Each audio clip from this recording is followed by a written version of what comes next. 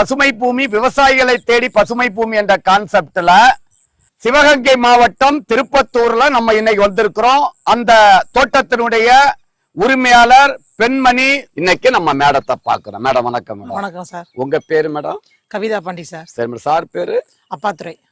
இது எத்தனை acre madam? 2 acre 7 center ஹோலாவே. 2 ஏக்கர் 7 சென்ட்.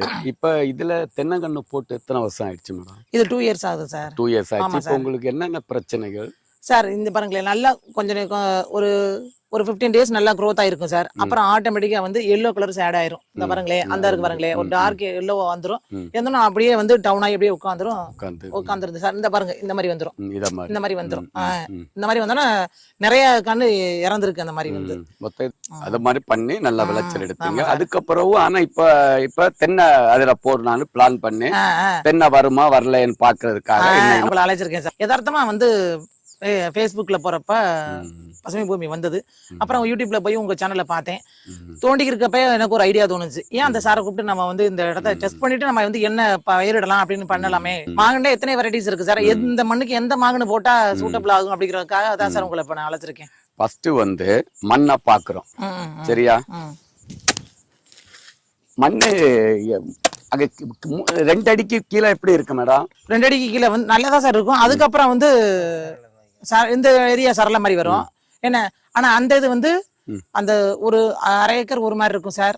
கொஞ்சம் மணச்சாரி கலந்ததா இருக்கும். 1/2 ஏக்கர் வந்து கொஞ்சம் களிக்கூறு வரும். அதுக்கப்புறம் வந்து சாயில் வந்து ஒரு ஒயிட் கலர்ல வருது. மண்ணுல வந்து பிரச்சனை இல்ல, நல்லா புரிஞ்சிருங்க. மண்ணுல வந்து ஒண்ணும் பெரிய பிரச்சனை கிடையாது. மண்ணு வந்து தென்னை, மரப்பயிறு, மாச்செடி எல்லா செடிகளுக்கும் ஏத்த மண்ணு தான். நீங்க இதுல என்ன செய்யணும் சொன்னா, அதாவது ஒரு ஜேசிபி வர சொல்லி பெரிய பக்கெட் போடக்கூடாது. சின்ன பக்கெட்ல 3 அடி ஆழத்துல இப்படியே ஒரு வாய்க்கால் எடுத்து அதை கீழே விட்டு சென்ட்ரலையும் ஒரு வாய்க்கால் எடுத்துருங்க. இந்த வாய்க்காலை இணைச்சு கீழே வந்து நீங்க ஒரு சென்ட்ரல் வாய்க்கால் ஒண்ணு போட்டுதான் ஆகணும். ஒரு இடம் காயுது, ஒரு இடம் காயலன்னு சொன்னா அது நிலத்துக்கு அழகல்ல. அப்ப தென்னம்பிள்ளை வளரணும், ஒரு மரச்செடி வளரணும், ஒரு பழச்செடி வளரணும்னு சொன்னா மேடம், தண்ணி இன்னைக்கு பாய்ச்சிட்டா 2 நாள் கழிச்சு வந்து பார்த்தா டாப் சாயில் இதே மாதிரி காயணும். அப்படி காயாம இருந்தா இது நெல்லு விவசாயத்துக்கு மட்டும்தான் சூட்டபிளா இருக்குமே தவிர மற்ற பயிர்களுக்கு சூட்டபிளா இருக்காது. சரி சார், நீங்க சொல்றது ரைட்டு சார். தண்ணி அப்புறம் சார் ட்ரையான இடத்துலயும் அந்த மாதிரி குரோத் ஆகாம இருக்குது சார். இங்க நான் கேட்ட கேள்வி நல்ல கேள்விதான், நல்லா புரிஞ்சிருங்க. அதாவது தென்னங்கண்ணுடைய நுனி இத மாதிரி கருக கூடாது. இது நட்டு எவ்வளவு நாள் ஆச்சு?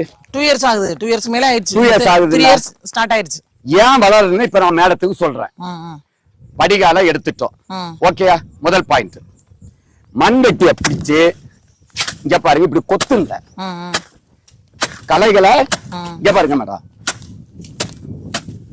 புரியுதா? இப்படி இப்படி கொத்துங்க. கொத்திக்கிட்டு கட்டிகளை உடைங்க, ஈரத்துல பண்ணக்கூடாது. நீங்க தென்னங்கண்ண ஆழமா நட்டுக்கிட்டு மண்ணை போட்டு ரொம்ப மூடிட்டீங்க. தேங்காய்க்கு மேல மண் வரக்கூடாது, பிரீத்திங் ப்ராப்ளம் வந்துடும். நீங்க எவ்வளவு டெப்த் போட்டுருக்கீங்கன்னு பாருங்க.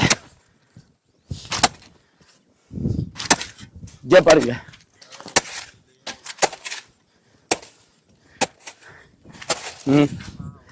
இவ்வளவு ஆழம் வச்சிருக்கீங்க. புரியுதா? எங்க தேங்காய் இருக்குன்னு தெரியுதா? தெரியும் சார். அப்ப அடிப்படை நீங்க பண்ண தவற புரிஞ்சிட்டீங்களா?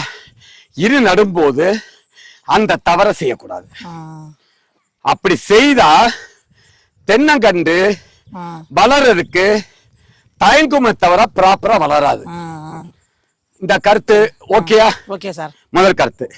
ஐயா, அதை சுத்தி வெட்டு, இத மாதிரி கொத்துங்க, இப்படி கொத்துங்க.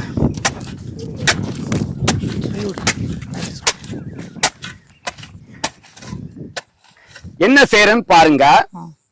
முதல் வந்து இங்க பாருங்க மேடம், இங்க பாருங்க ஐயா, அதை ஹெல்ப் பண்ணுங்க ஐயா. அவர் வேணாம், அவர் அவ்வளவுதான் செய்வார். இதை எப்படி எடுத்துட்டோமா? இதை எடுத்துட்டோமா? இதை எடுத்துட்டோம். இங்க பாருங்க, நல்லா புரிஞ்சிருங்க, இதான் முக்கியம். மண்ணை லூஸ் பண்றது. மண்ணை பவுடர் பண்ணணும். பண்ணிட்டாமா?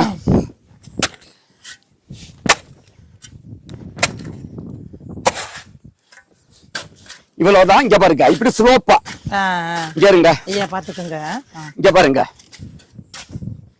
எப்படி இருக்கு, பாக்குறது அழகா இருக்கா? இவ்வளவுதான் இருக்கணும். இங்க இதுல 5-6 கூட சாணி போடுங்க. பச்சை சாணி போட சொல்றீங்களா? காஞ்ச சாணி. ஓகே. சுத்தி. ஆமா. இந்த இலதலை என்னென்ன இலதலை இருக்கோ, எருக்கஞ்செடி,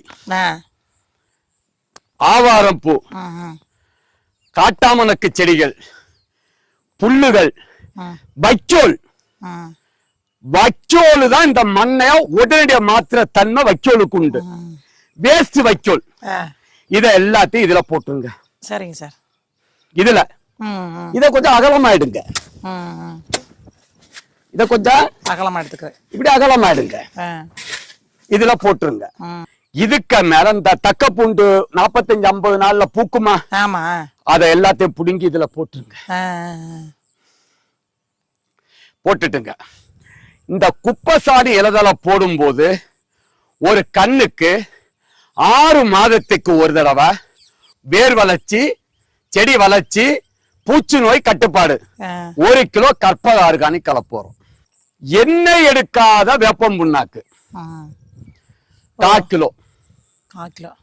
எண்ணெய் எடுக்காத வேப்பம் புண்ணாக்கு கிடைச்சா சாம்பலும் செம்மண்ணும் கலந்து எரிச்ச சாம்பல் ரெண்டையும் மிக்ஸ் பண்ணணும். ஏன்னா ரெட் சாயில் வந்து காம்பாக்டா புடிச்சிரும். செம்மண்ணும் இந்த உரம் போட்டுட்டேன்னா 1 கிலோ கற்பக ஆர்கானிக் கலப்போறோம். இதெல்லாம் இத குழிக்குள்ள கொஞ்சம் போடுங்க. போட்டு தண்ணி இங்க பாஞ்சதும் இந்த வேர்கள் இங்க வர ஆரம்பிச்சிடும். ஒரு கண்ணுக்கு எவ்வளவு சார் அந்த கற்பக ஆர்கானிக்? இது 1 கிலோ கற்பக ஆர்கானிக் கலப்போறோம். உணவே மருந்து, மருந்தே உணவு. ஒரு மரத்துக்கு வந்து 30 ரூபா வரும். இல்ல சார், ஒரு கண்ணுக்கு வந்து எத்தனை கிலோ போட சொல்றீங்க? 1 கிலோ. பூம்பும் பூஸ்டர் 10 to 20 கிராம். இததான் நீங்க இந்த குஞ்சதான் போடணும் உரம். தண்ணி இந்த பக்கம் போவே கூடாது. இப்படி பண்ணின்னு சொன்னா இந்த பழுப்பு ஒரு தென்னை ஓலை 22 நாள் to 25 நாளைக்கு ஒருக்கா ஒரு ஓலை வரணும். அதான் சார் கேட்கணும்னு நினைச்சேன்.